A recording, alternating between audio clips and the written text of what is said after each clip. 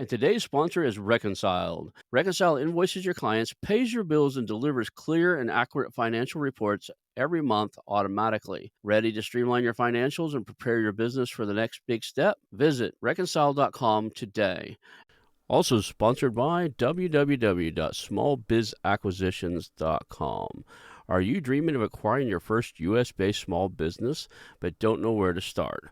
Visit www.smallbizacquisitions.com/exit and hit that Apply Now button to apply to this unique partnership program.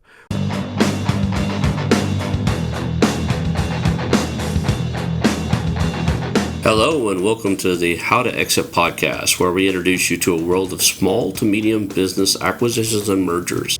We interview business owners, industry leaders, authors, mentors, and other influencers with the sole intent to share with you what it looks like to buy or sell a business. Let's get rolling.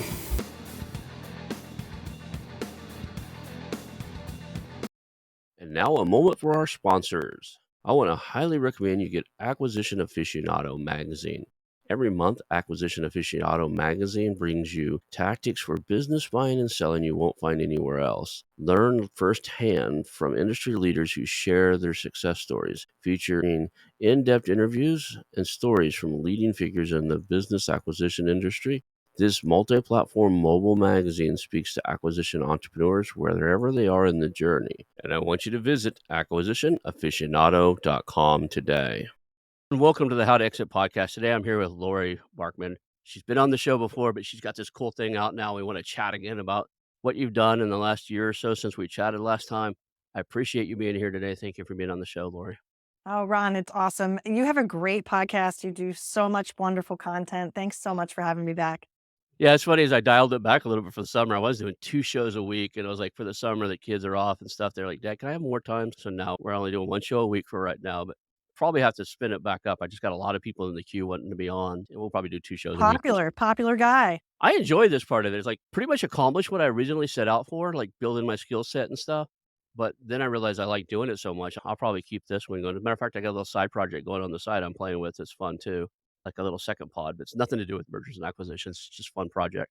And you've been on my pod, and Yeah. it's always fun to get you on the other side of the mic. I know you said you don't normally do that, but you That's came the on only my one show. I've ever done. I get a request once a week to be on somebody else's pod. I was like, yeah.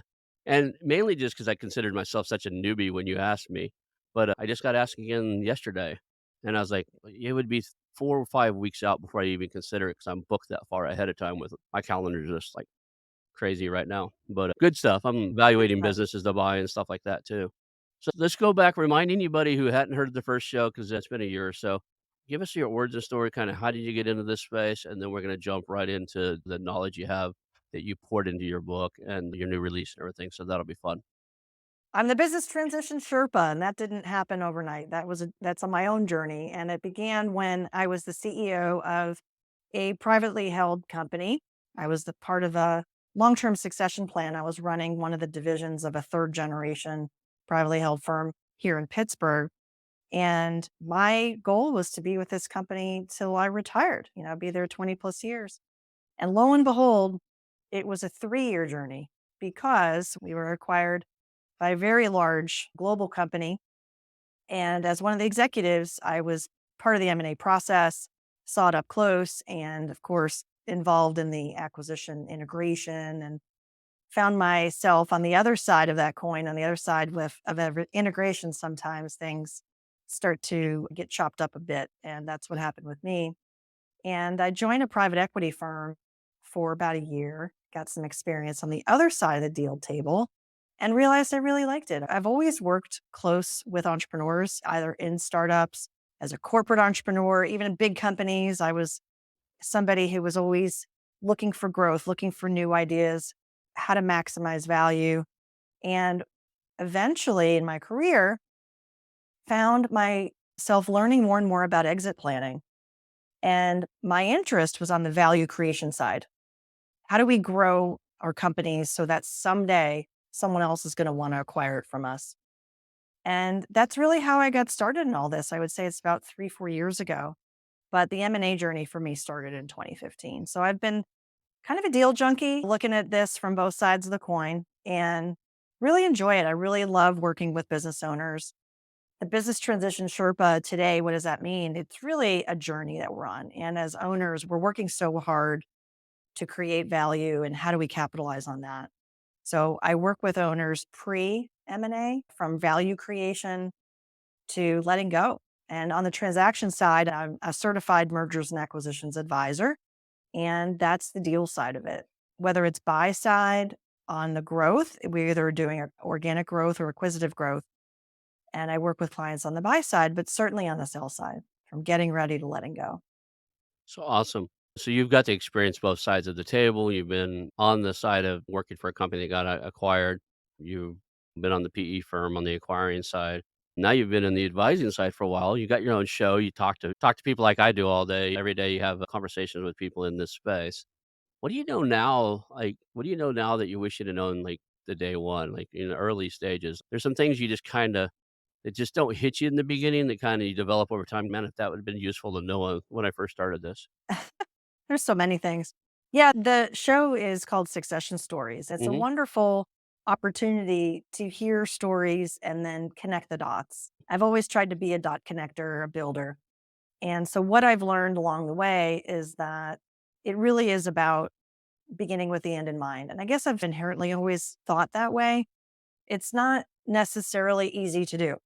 So, when it comes to working with business owners who are in their 60s or older, they're sometimes open-minded about these concepts, Mm. about getting ready, about letting go. What does it mean to create value? And then in other times, they're really not. They're more closed-minded.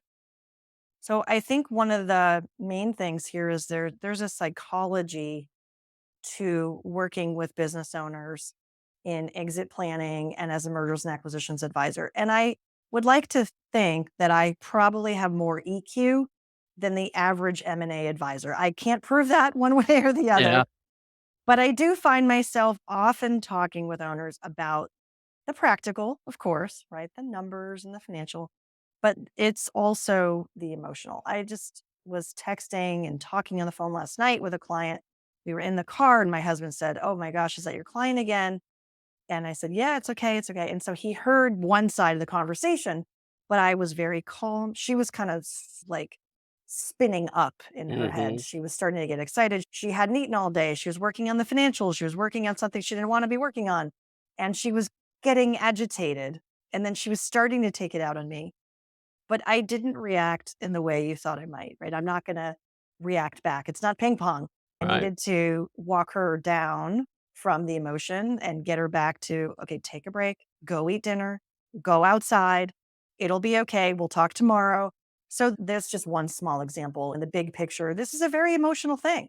Mm. And there's these small everyday moments where we just need someone else to be walking with us. And that's again why I call myself a Sherpa because I have a process, I have a framework, but I'm with you. I'm with you on this journey. Let's do this. And it's not going to be easy, but let's find our way.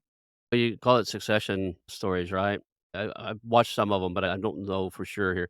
Are most of the people you interview, they've already sold their business, or you interviewed a lot of people like me that are just kind of full spectrum? Some of them are in it, some of them sold, some of them are advisors in this space. Definitely advisors. I've talked with all kinds of advisors and definitely people looking in the rear view. But I'm so glad you brought up this question, Ron, because I've been thinking about this. I'm going to start to have more people on my show who have not yet gone through succession. And the way that I'm gonna do it is because it's almost like a taboo topic. You can't talk about it. Oh, we can't talk about retiring. Oh, we can't talk about selling. They talk with me privately, but I wouldn't necessarily want to air everything on the show. So what I'm going to do is I'm going to start a sub series. It's Mhm. still my show, but as a series, and we're going to talk about legacy, and we're going to talk about what it means for them to think forward and having that vision for a transition in the future. And it's not pinning them down to anything. It's not revealing anything they don't want to reveal. But I feel like it's a safe space to start to talk about this emotional side of it. I had lunch today with I'll call him a former client, even though he's kind of in the zone of being my client again. And why he was my client back a couple of years ago was we did strategic planning. And I knew that one day he's going to have a transition. He's coming up on 60. And I knew 3 years ago we would be in a position where he's gonna wanna talk about either selling or selling to a management team, etcetera. And I've stayed in touch, and he's a super nice guy. And we had lunch today. And I said, "Hey, I'm thinking about doing this part of the show." And I wasn't even necessarily inviting him. I was really just looking for feedback. And he's like, "Great. When do you want to schedule me?" And There I you said, go. "Yay. Okay. This is going to be something." So It's I'm going to have more and more people coming on. I have a gentleman that we've already recorded, and he told me, he said, "I've announced that I'm going to retire in 3 years. I've already told my people, I'm starting to tell customers." I said, "Great. You're going to be the first person to come on my show and say, I'm looking ahead at this." I think that's a really important message. It is, and I think it's a bad idea to hide it and wait and, like, I've met a lot of business owners, like, "Don't say anything to employees, you're here as a sales rep." I told everybody, "You're doing X, Y, and Z." And I was like, "What does that make me look like when I come back if I do acquire it?" You told everybody I was here on a false premises, and now I'm the owner? I don't like that model, but it happens. One of the reasons I was asking about people who have already exited and how many of those you had on the show, because I have a hard time getting people who have exited mainly for multiple reasons, right? A lot of the companies, they have non-disclosures. They can't talk about the deal. They can't talk about the size of it. So out of fear, they'll say something they're not supposed to. They don't want to be on. But on the other side of it is I've probably had that conversation. Hey, would you like to come on the show? With 30 or 40 people in that at this point. And there's an overwhelmingly number of people who aren't happy with their exit. It's really actually kind of shocking to me. Some of these are 2 of them were $25,000,000, $30,000,000 exits. They're like, "Oh, cool, $30,000,000 exit. What does the cap table look like? Was that mostly you?" "Yeah, I own 80% of it." "Cool. Are you happy? You don't sound very happy. Like, the tone of your voice is like." "Yeah, I'm miserable." He goes, "I don't know what to do now. The money isn't that important. I had money before. We were making good money before, so I had investments before. I don't spend anything different." It didn't change his life because he had a great business. When you're selling something for 25, 30,000,000, you probably are making decent enough money that the windfall check isn't. He said, "Man, the tax guy had a bigger party than I did," is what he said, right? But I have a hard time getting people to come on the show and talk about it because they don't wanna talk about the experience, and I was like, "There's a lot to learn for other people." We had some, but I'd probably get told more on that than any other topic. That's interesting. Yeah, most of my folks who have sold, we haven't run into that third rail necessarily of don't talk about this or that. And if they do, we don't go there. Built to Sell with John Warlow, he certainly gets a lot of folks on. And it's interesting you brought up this topic about regret.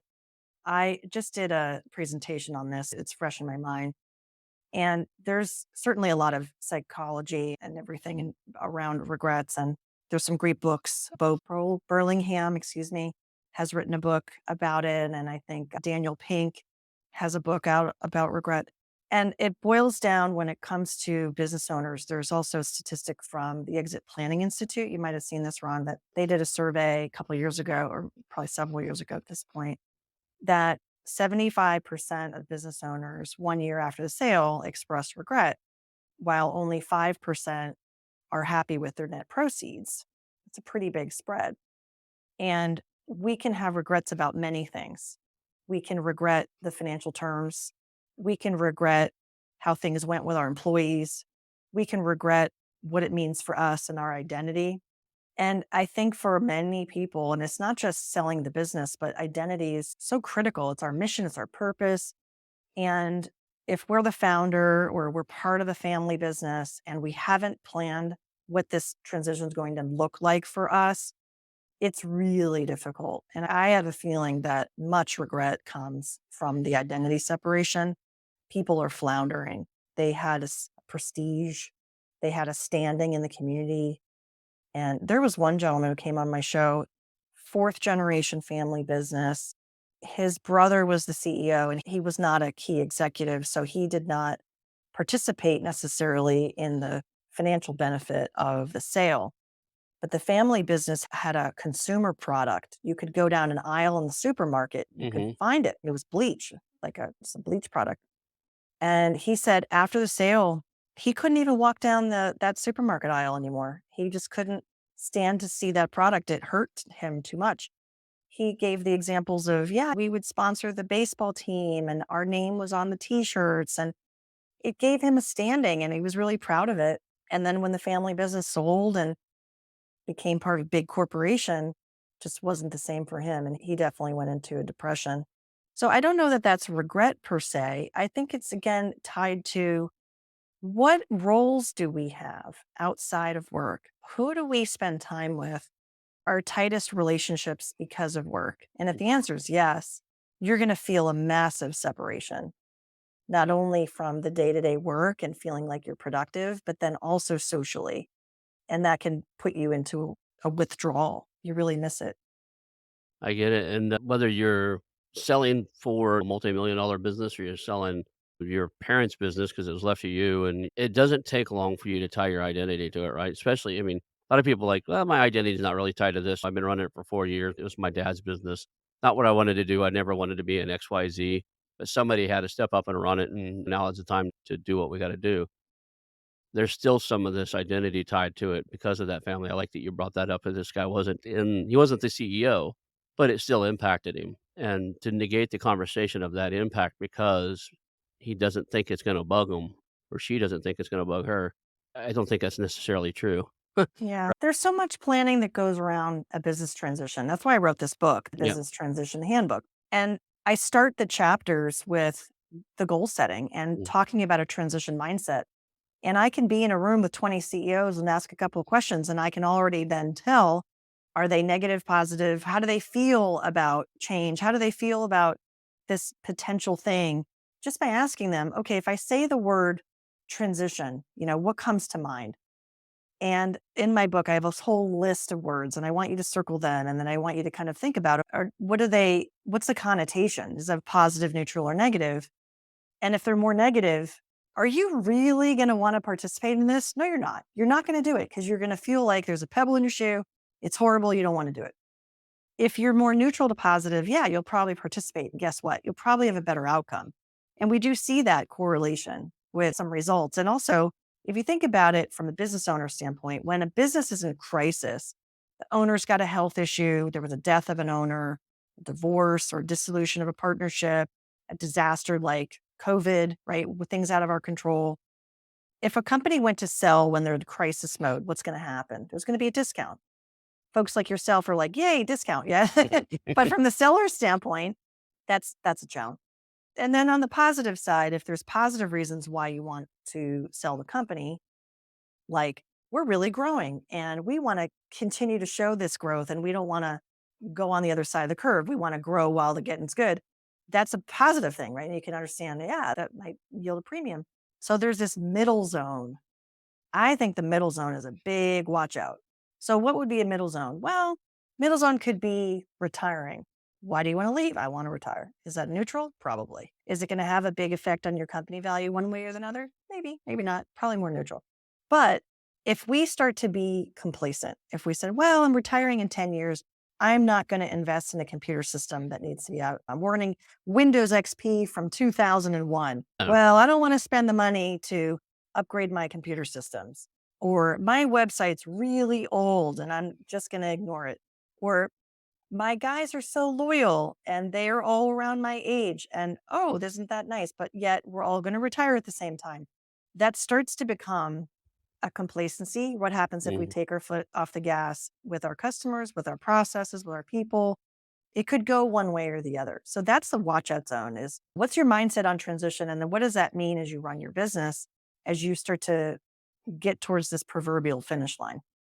I've seen more than one business where the entire executive staff was within a few years of age of each other, and some of them were like fraternity and sorority brothers and sisters, right? They just grew in the business together. They all maybe formed it in college or right after and recruited their college buddies into it, and here it is 30 years later, and in one case, I actually asked the owner, I said, "Who's staying when you go?" "So what do you mean?" I said, "I kinda looked at your org chart," and they had photos on it when he sent it to me, like, when I looked up their LinkedIn profiles, said, "I'm pretty sure everybody's about your age, right?" And he's 72.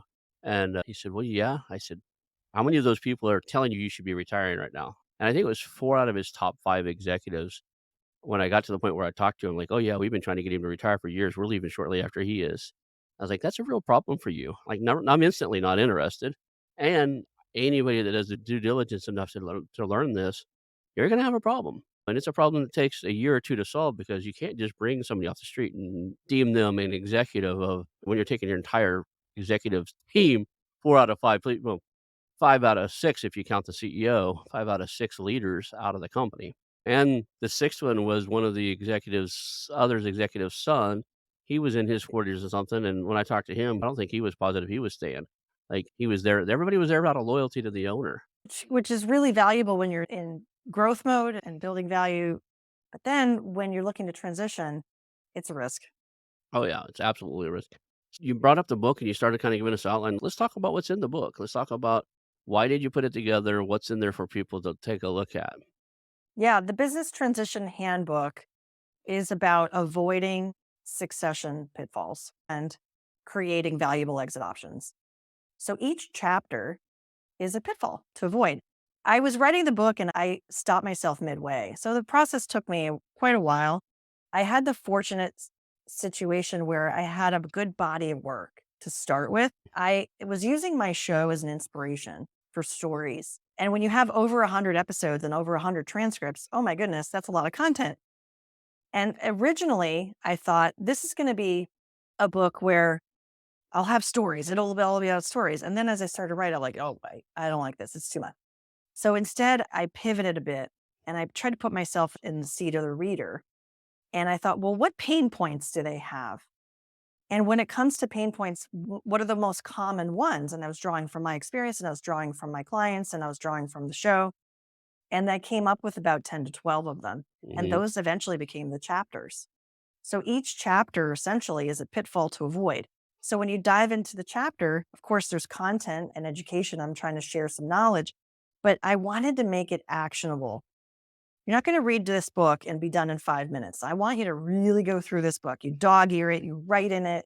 I've even created a digital companion to it where all the exercises in the book, people can go to my website and they can download a PDF of like 35 pages of exercises because each of the, especially if you get the Kindle version, you're not going to have the Mhm. benefit of writing in it. So I was really mindful of that. And there's a chock full of exercises and things to do in it, but each chapter ends with takeaways, key takeaways, and a little summary table so you can write in your notes. And the stories from my show or stories from examples are woven in each chapter. So it comes to life. Someone has said to me, Laura, I feel like I'm kind of with you on your show. Like I feel like I'm listening to you talk. And I like that aspect of it. That's again to what I was saying earlier about being with you on your journey. This book is one more thing you can take with you, and people who are reading it are entrepreneurs, companies small to big. I think you Mm. really can be an entrepreneur in any business. As an acquisition entrepreneur, I think you also, if you're a reader interested in this topic, you'll also benefit by understanding the psychology of the seller a little bit more and a little bit of whatever we say to the seller as a buyer. I think you can relate just from the other side. So I think it's got a lot of value for folks in the lower middle market and even larger companies too. I have a friend, she works for a very large consulting firm, and she read it. She said, I understand my business partners so much better. And just some of the concepts that we cover on innovation and growth really can be highly relevant for any company. Oh, give us a sample here. Tell me a story or something from the book here, a key takeaway or Yeah. One of my favorite chapters is Who Should Own Your Business After You? And it's a great chapter. It's really fundamental. And acquisition entrepreneurs are mentioned. And so are you, my friend. You're in mm. there because you were on my show. And I did take an excerpt from Oh, the cool. show that you were on. And this chapter is about framing it so that you think ahead as a seller. You think Mhm. ahead of who might own my business after me. Because let's face it, 100% of business owners are going to leave their company one day, but most are not prepared. So acquisition entrepreneurs are in the ready. They're what part of a category of financial buyers is how Yeah. I've explained them. So the way I laid out the chapter was I said, okay, there's three types of core buyers: strategic buyers, financial buyers, and related buyers. And I describe each of them Mm. and I describe a little bit about how they're different or similar to each other. And particularly for financial buyers, I think one of the interesting things for folks they might not know is that there's this whole big sector of private equity. We're familiar with private equity, but we're not familiar with family offices as acquisition investors, that Right. buying companies. We are maybe familiar that they donate to charities and things of that nature, but to acquire companies and invest in them like private equity groups isn't that interesting because the key difference is buy and hold for a family investment strategy for infinity versus a private equity group that's looking at a 5 to 7 year turnaround. And that's a key distinguishing factor when you think about fit Mhm. and who the right fit is for the buyer. So many, or for the seller, excuse me. So many times on my show, I can't even tell you, when we talk about with a seller who came to the table and who they ultimately picked, every one of them has said they weren't the highest bidder. They Yep. weren't the highest bidder. They were the best fit. So it was a fair price, it was a good price, but it was also culturally a fit and other characteristics. So the encouragement in this chapter is to understand the types of buyers that are out there. Think about who might be your best fit, not literally the name of the company, but characteristically, what characteristics they have, and try to understand what pain points you solve for them. Can you solve pain points for them so that they're interested in you, and also they can't replicate you? Because that's the conversation that everybody's having outside of the boardroom, right? Is like, Yep. well, do we build what they do or do we buy them? So I don't know. This is really one of my favorite chapters if someone is thinking about selling eventually, whether it's to family, whether it's to a third party. And again, even if you're a buyer, just to Mhm. understand the framework and the layout of who else is out there that is looking for the same deals you are. When I first got into this space, one of my mentors was over in Europe. The first time I ever even heard, and I have a master's degree in marketing, but I didn't grow up around money. I grew up in a poor farm boy neighborhood type of thing. My parents lived on a pecan grove. We had cattle, and my dad was a painter. My mom worked factory jobs. So I never even knew what a family office was. And then one of my mentors was from Europe. He mentioned, I was like, oh, it must be a European thing. And then one day I was looking it up and somebody else said it. And I was like, wait a second. There's families out there that manage their family wealth as an office all together, and they kind of start off at that 50 to $100 million worth of family wealth to manage. That was a new concept for me. There's a few other phrases like I didn't know that once you hit over until I got money or whatever and got around it, I didn't realize that once you hit a certain amount of liquid, you get a whole different banking system. Almost every big bank has a hidden private banking system that they do for their bigger clientele, and didn't know that existed. That said, I think acquisition entrepreneurs, and I consider myself one of those, fall in that financial thing. And not all of us are looking for like fix and flips or deeply discounted. I own a holding company. Those are long term purchases. I do look for discounted stuff that needs a little work, but it's still growing and profitable. I think I could do it a little better. But in that realm, there's a buyer for every business. Sometimes, like if your business is poorly run, the only person that's gonna buy it is another operator.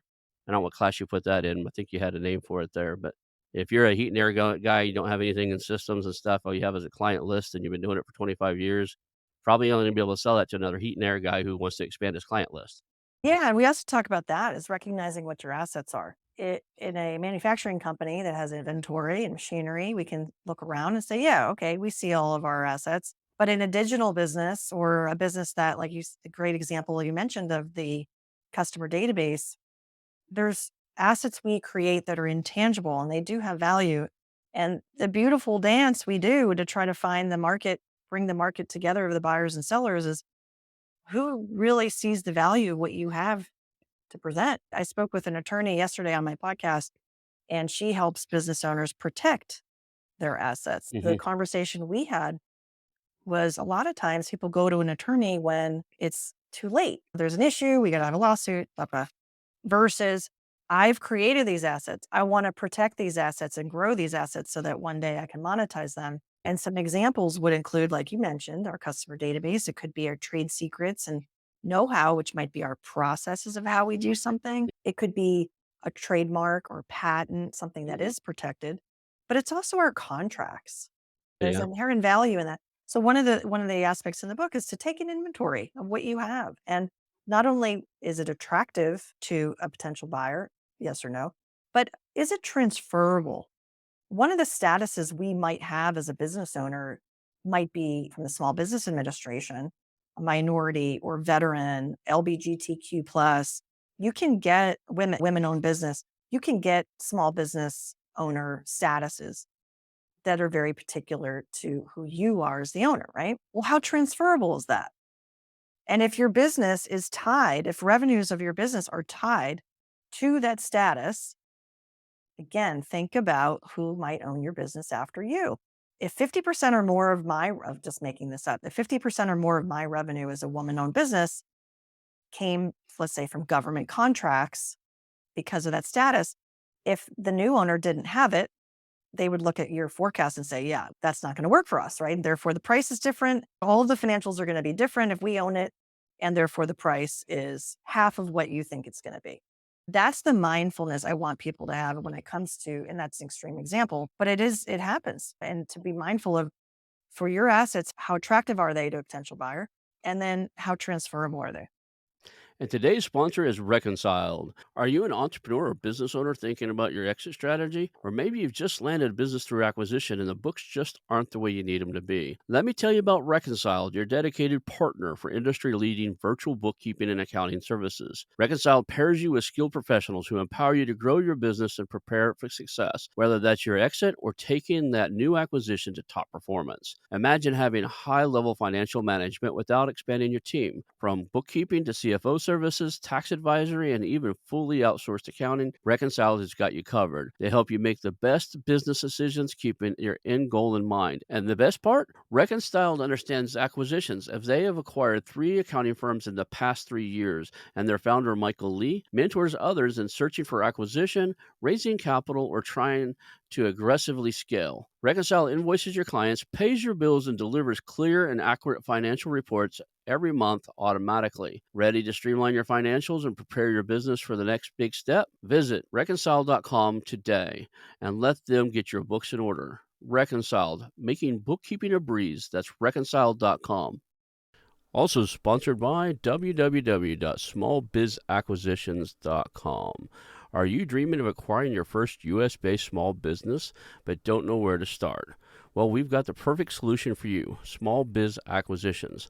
Led by the nation's leading small business buyer, Robert Nance, Small Biz Acquisitions offers a partnership program that gives you the keys to your dream business in as little as 90 days.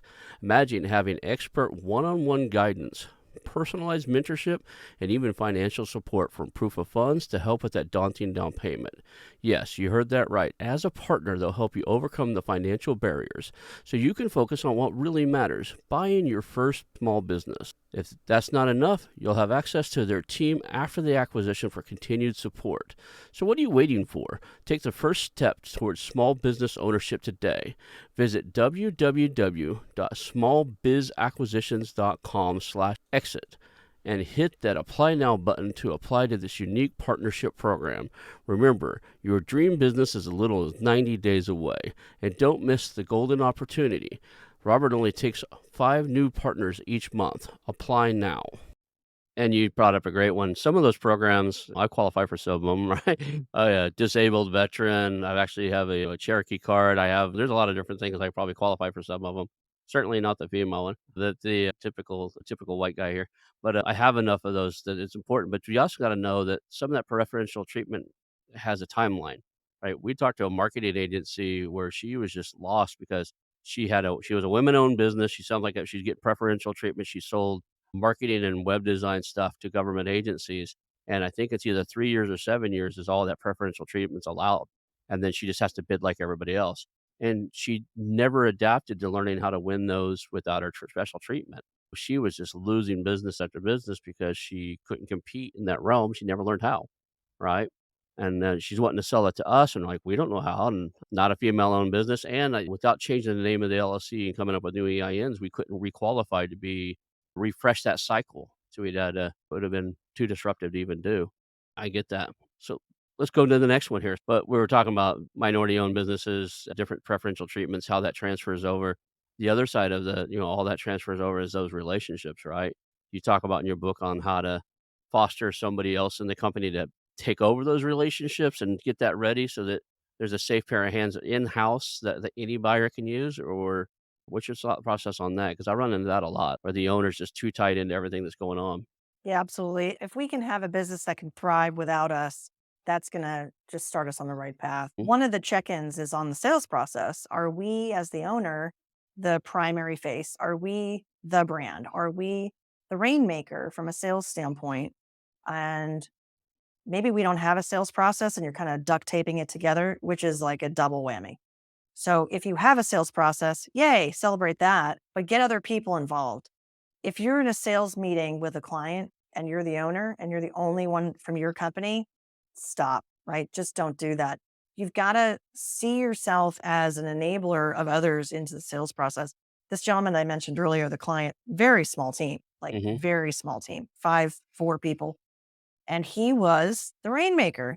So when we did strategic planning, we set a 3-year goal for him and for revenue target. And then the detail of the plan was, well, how are they going to get there? And one of the things we identified was some sales training and putting a sales process. So it wasn't only about my client. He was the face. We had to prevent we had to prevent issues around that. So here we are almost 3 years later and I asked him, I said, "What do you think about the process?" And he goes, "You know what? It's not so much about what I think, it was the team. They really benefited." And now here they are, it's about 2 years after the training, and they will bring things up in a way to connect the dots for client needs or messaging. Now they do marketing services, so they Mhm. think about this organically anyway. But they didn't know the sales process. They didn't think about cross-selling. They didn't think about really how to have a client relationship over time, what that means. It's not just a transaction and a 6-month project. This is a Mm. client we want to have for years. So how do we support that? And that really made me happy to hear. It really created a lot of value from a revenue standpoint. They are tracking to the original goal. They have a stretch goal they want to hit in the next couple of years.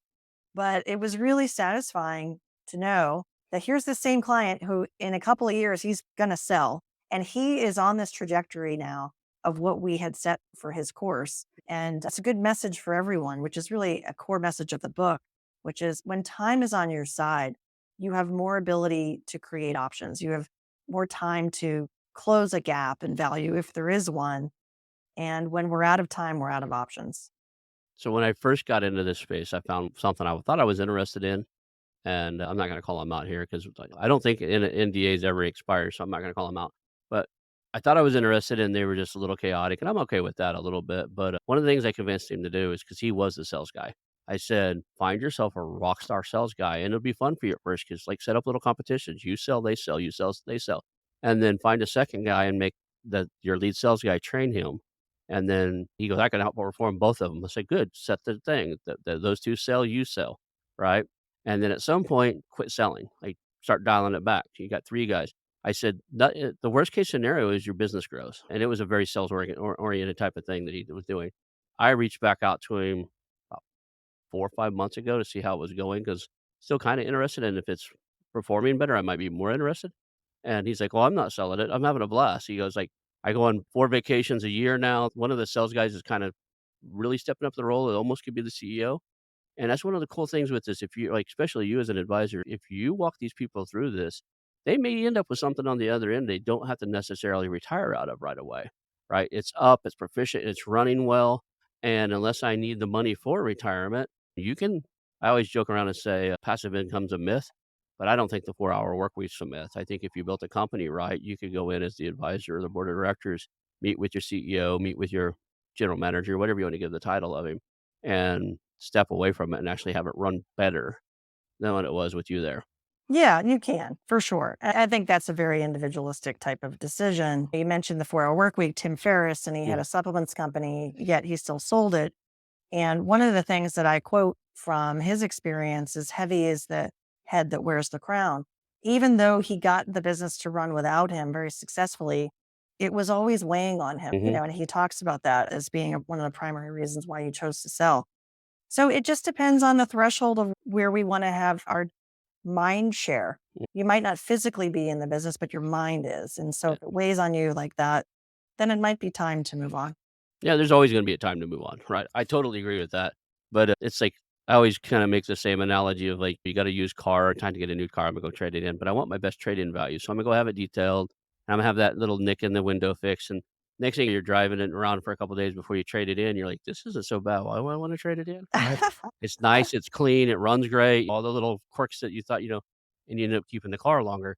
I think that happens sometimes in business if they're run really well. You don't necessarily at some point, you need to. If you're in your late 60s, early 70s, and you're trying to play this game, I think it's a bad idea because it's going to be disruptive, whether you're doing a 4-hour work week or a 10-hour work week. If something happens to you and it's not 100% in control of somebody else, there's damage done. Yeah, for sure. Yeah. Now we're at the stage right now where we're advising people. You've got the books out there. What's the plan with it? Like, I'm gonna dig in a little bit on your marketing side. I'm a marketing nerd. You're a advisor. You're out there. You got your podcast running. How's the book performing for you? Are you using it kind of a business card? You send the book out and potential clients, or I know I got a copy. I was telling you before the show. I like my kids moved it or something. I couldn't find. I was gonna wave it on the show, and now like they moved it on me, and I was like hunting for it everywhere. But so my apologies that I didn't get to wave the book in everybody's face. Yeah, no, that's okay. You can point to my book that's Yeah. standing behind me there. Well, it was really fun. I had a launch party Mhm. and I had family, I had friends, and I held it at a restaurant. It's a restaurant, but then down in the cellar, they Mhm. make mead, honey, right? So they make mead. And one of the owners who sold the business is a friend. She's a fellow adjunct professor with me at Carnegie Mellon, and she was on my show. And Mhm. when she was on my show, she had an LOI. I think they might have been already getting the purchase agreement, but she didn't talk about any of it. So by the time my episode came to air, I think within a week it was announced that she sold the business. And I thought, oh my gosh, this is such a full circle connection. So when I was looking for venues, I chose that venue. Cool. Anyway, I just wanted to share that little fun story. So I asked her to say a few words and introduced me at the party. And I sold books there and did signing and stuff like that. So that's the real in person fun stuff. And then virtually, the response has been wonderful and people have been gracious to read the book. They can get it on Amazon. And there's this digital PDF that I mentioned. If they want to get a copy of that, they can get it from my website. So the feedback so far in book reviews and people sharing their feedback with me is just really amazing. And I really appreciate the feedback because it's so nice to know how it's helping people. And I think it's also a way for, I want to work with larger companies, let's say companies that are 5 to 20 million and 25 million in revenue. But smaller companies, especially women-owned businesses that are under 1 million in revenue, and there are a lot of them out there. Mhm. Some of them have come to wanna work with me, and I'm trying to have an offering for them, regardless of gender, but for the smaller companies that want this advice, it's the same advice. Now, here's an affordable way to get it. It's a little more DIY, but it is available, and I think it's a way to share the message more broadly. I am thinking that it could be a course also. Mhm. So I haven't committed to that, but that might be something that I do next year. I'm also doing speaking engagements. I'm working on various presentations as a keynote and workshops. I do workshops for CEOs and business owners, and the feedback on that is always very, very good. It's always enlightening. People benefit from the education, even if they'll say, "Oh, well, I'm not doing this now." And I say, "I know, but you will do it at some point." So that's the marketing, and it is like a calling card, just like the podcast has been for me. It's Yeah. funny. I'm my business card now on the back.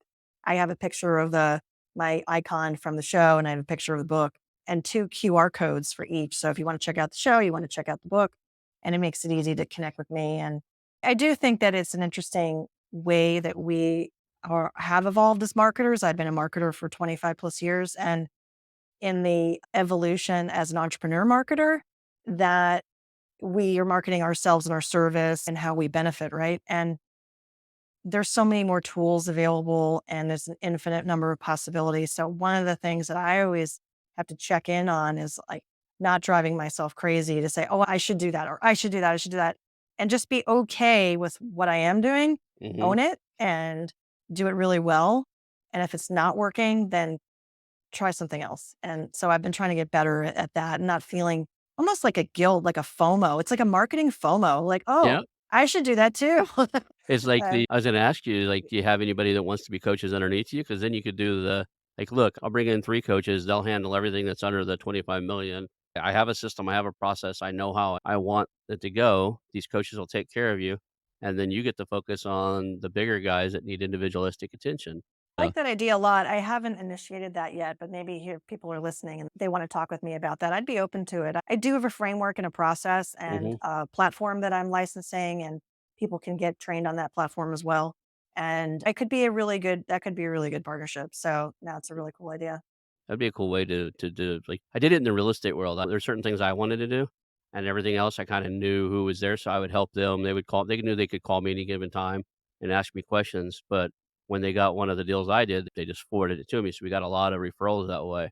And then, because I mean, a lot of these people that are just becoming advisors, maybe they've got an exit or 2 behind, maybe they've been a broker for a while, they know the basics, but they wanna do more advising, but they're not ready for a 25, $30 million exit where you are, right? So they can refer those up to you, and then you give them more. I think it's a symbiotic relationship you could create with somebody that really wants to be in the space.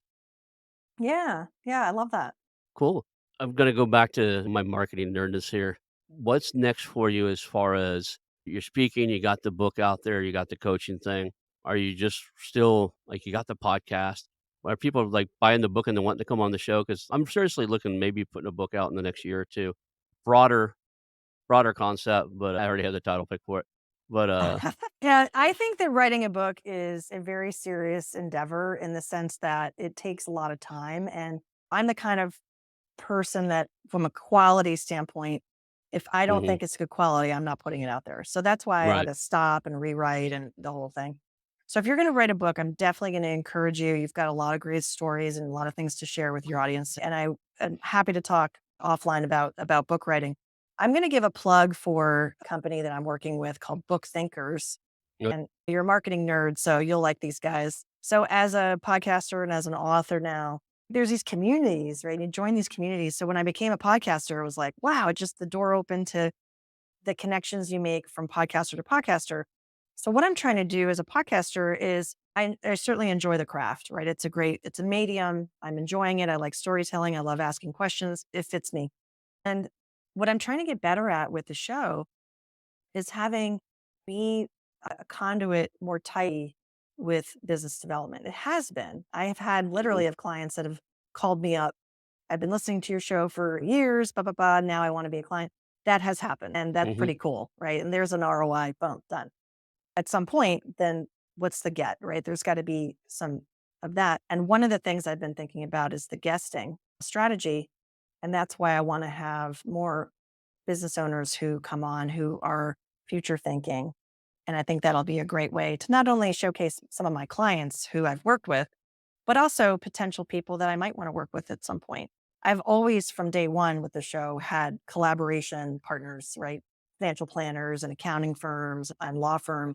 That's always been part of my collaboration and hearing stories from business owners, but this other aspect of looking forward is new. So that's my encouragement for all the podcasters out there is to try to find that real connection that you can. Not every guest you have is going to be a client. We know that, and that's right, okay. But I think for me, this is something new that I'm trying out and in relationship building, right? Because the show is a calling card for folks to listen.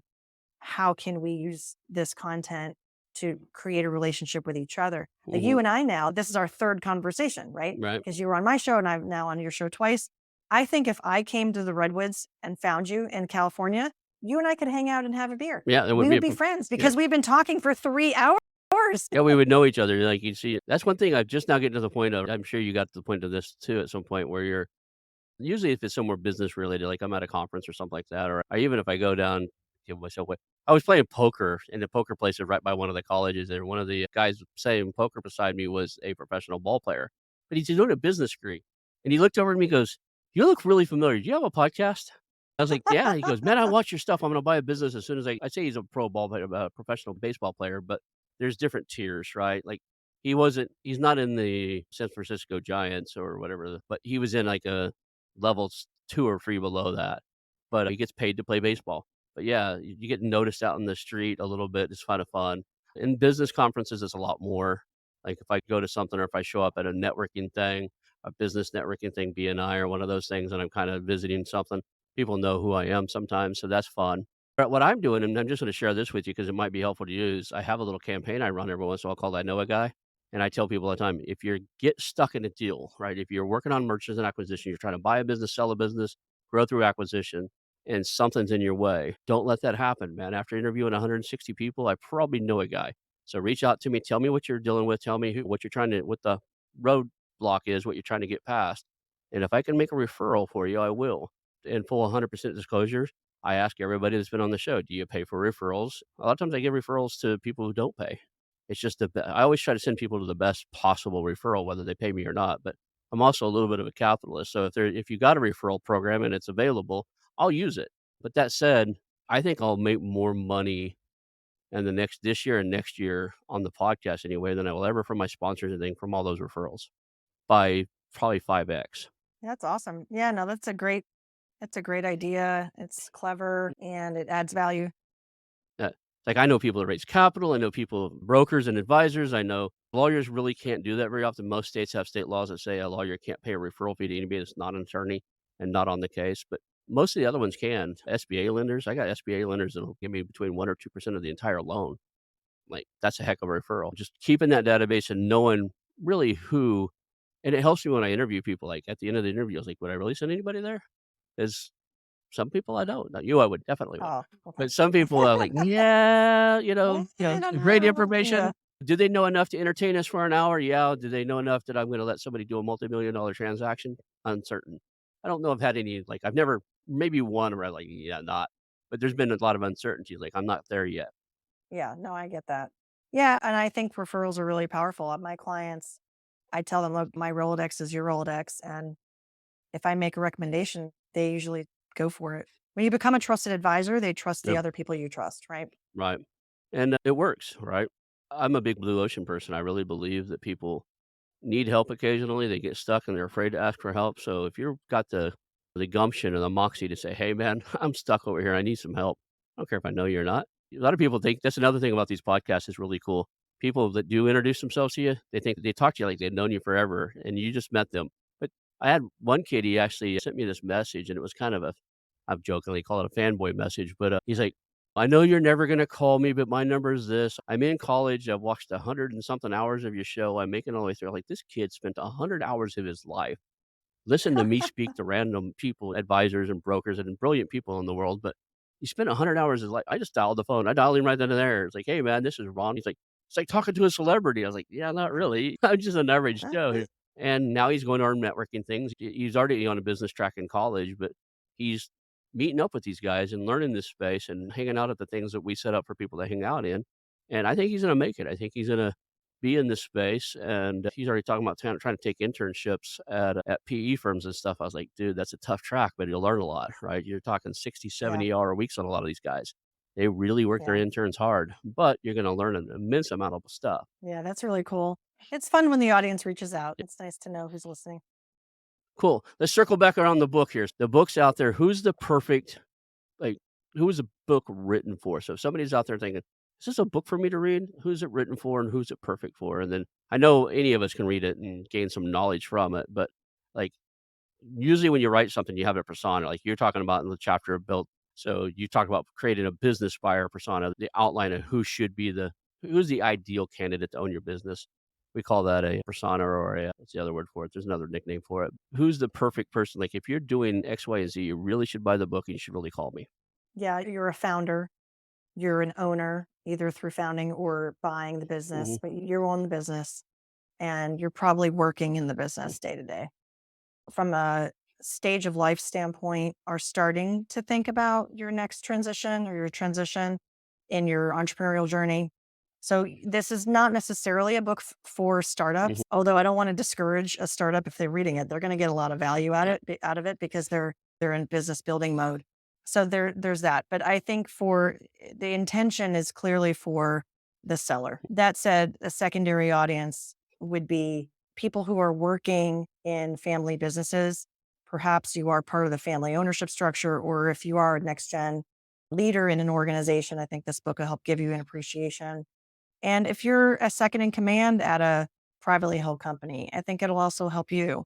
And for the acquisition entrepreneurs out there to see the other side of the table, look at things from the other side, the other lens, I think this will also help acquisition entrepreneurs too. Awesome.